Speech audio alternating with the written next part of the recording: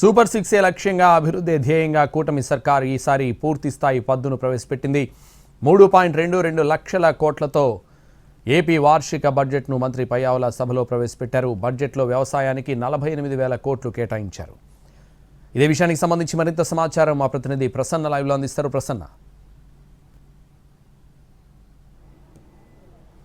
అంటే ఓవరాల్గా మొదటి నుంచి చెప్తున్నట్టుగానే ఒక పక్క సంక్షేమం, మరోపక్క అభివృద్ధి రెండింటినీ బ్యాలెన్స్ చేసుకుంటూ ప్రస్తుతం ఆంధ్రప్రదేశ్ బడ్జెట్ కేటాయింపులు జరిగిన పరిస్థితి మనకి కనిపిస్తోంది. వ్యవసాయ శాఖ కావచ్చు, లేకపోతే పాఠశాల విద్య, ఉన్నత విద్య, నీటిపారుదల రంగాలకు బడ్జెట్ కేటాయింపులు, వైద్య ఆరోగ్య సంఘానికి సంబంధించి బడ్జెట్ కేటాయింపులు, దీని మీద ప్రత్యేకంగా దృష్టి పెట్టిన పరిస్థితి అయితే ప్రస్తుతం మనకు కనిపిస్తోంది.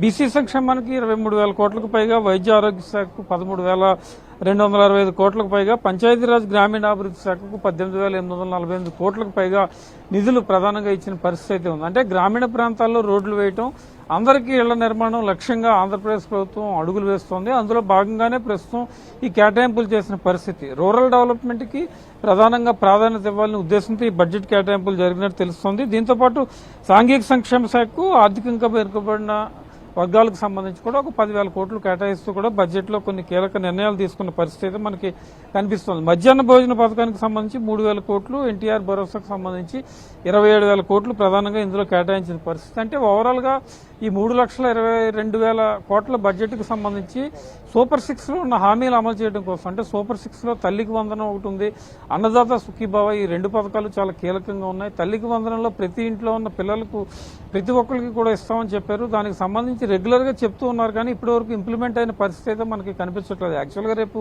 మే, జూన్ వచ్చే ఆర్థిక విద్యా సంవత్సరం నుంచి చేస్తామని చెప్పారు. కాబట్టి దానికి సంబంధించి ఎలాంటి నిర్ణయాలు తీసుకోవాలి ఏంటి అనే దాని మీద ప్రధానంగా దృష్టి పెట్టిన పరిస్థితి అయితే మనకి కనిపిస్తుంది. ఓవరాల్ గా బడ్జెట్ లో ఈ 2 రంగాలకు సంక్షేమ, అభివృద్ధి బ్యాలెన్స్ చేసుకుంటూ ముందుకెళ్తున్నారు. కాబట్టి రాబోయే రోజుల్లో దీని మీద కూడా కొంచెం నిర్ణయాలు తీసుకునే అవకాశం అయితే కనిపిస్తుంది. Right, thank you.